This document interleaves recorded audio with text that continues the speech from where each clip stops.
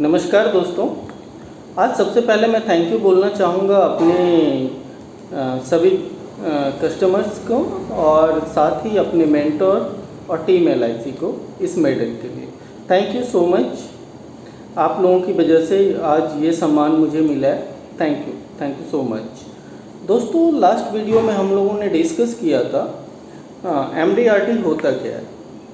उसके बाद वाले वीडियो में हम लोगों ने डिस्कस किया why you should achieve MDRT, मतलब क्यों करना चाहिए हमें MDRT। ये दोनों टॉपिक मेरे ख्याल से अब आप लोग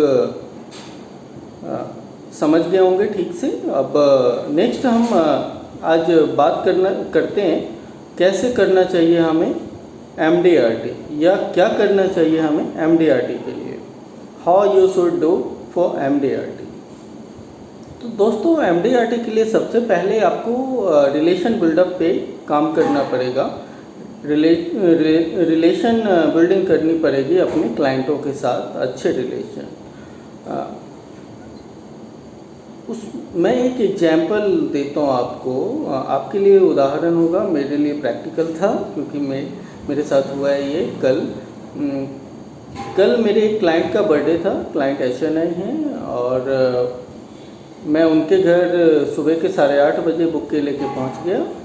उनको बर्थडे विश किया। वो इतने खुश हुए कि मैं बता नहीं सकता हूं कि यार अभी तो घर वालों ने बर्थडे नहीं विश किया और आप आ गए, थैंक यू सो मच। और शाम को उनकी बर्थडे पार्टी में भी उन्होंने इनवाइट किया, मैं वहां भी गया। उनके फैमिली और सभी फ्रेंडों से मेरी मुलाकात करवाई उन्होंने, इंट्रो करवाया उन्होंने। 5-7 लोगों से मेरी अच्छी बातचीत हुई। आज एक से और उन्हीं के फ्रेंड सर्कल में आज मेरी एक और कॉल हुई।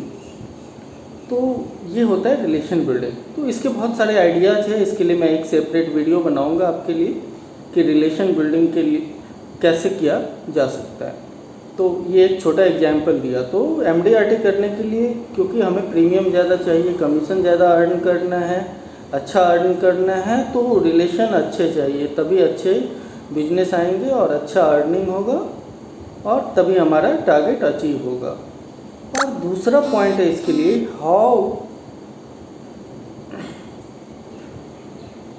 दूसरा पॉइंट रहेगा इसका कि आप एक पोस्टर बनवाइए और उस पोस्टर को ना आप 3 पोस्टर बनवाइए और एक पोस्टर आप अपने बेडरूम में लगाइए, दूसरा पोस्टर आप अपने ऑफिस में लगा सकते हैं, तीसरा पोस्टर आप जहाँ डेली रेडी होते हैं, टाई वगैरह कैरी करते हैं, शीशा के सामने ड्रेसिंग टेबल के पास, वहाँ लगाइए।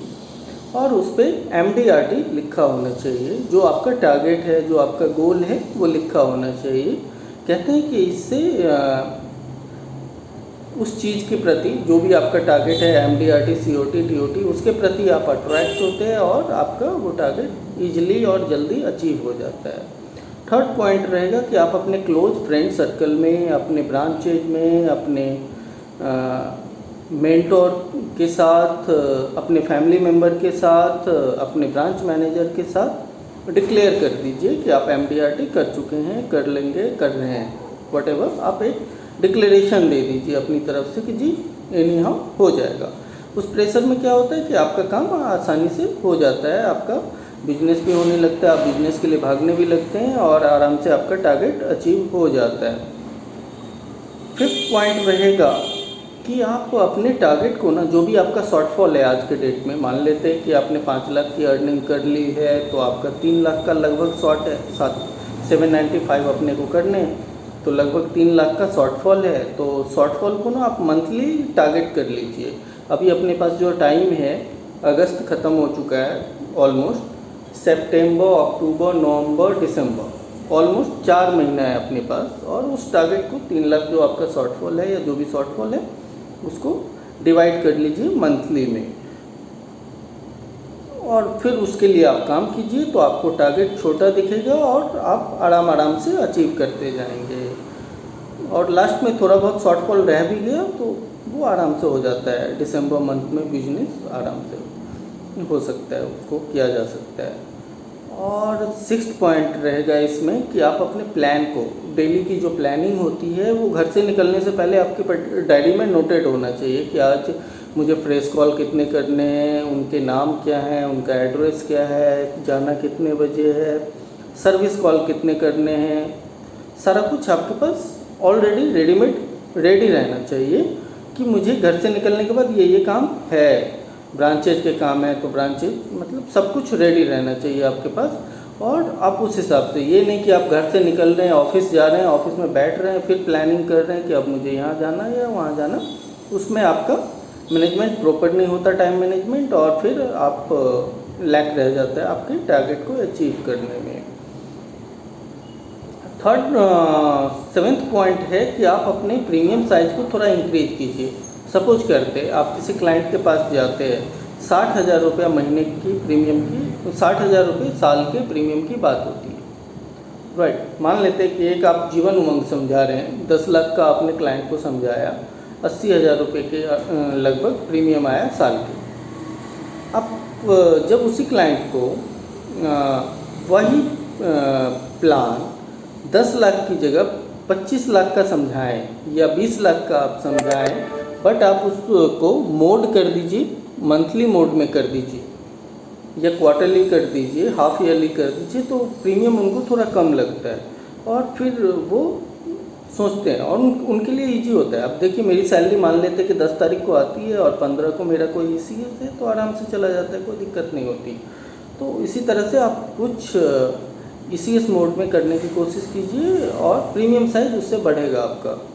या आप प्लान करके जा रहे हैं क्लाइंट के पास कि 10 लाख का सोल्ड करना है, क्लाइंट 10 लाख का रेडी होता है, आप उसको 1250 का समझाइए कि सर आप 1250 का देखिए, उसमें 1 लाख रुपए का मनी बैक हो जाता है। अगर आप 80,000 का ले रहे हैं, मतलब 10 लाख का ले रहे हैं, तो 80,000 का हो रहा है, 15 साल बाद का मनी बैक। मतलब अमाउंट थोड़ा कोशिश कीजिए कि प्रीमियम साइज वो उनके लिए भी अच्छा है।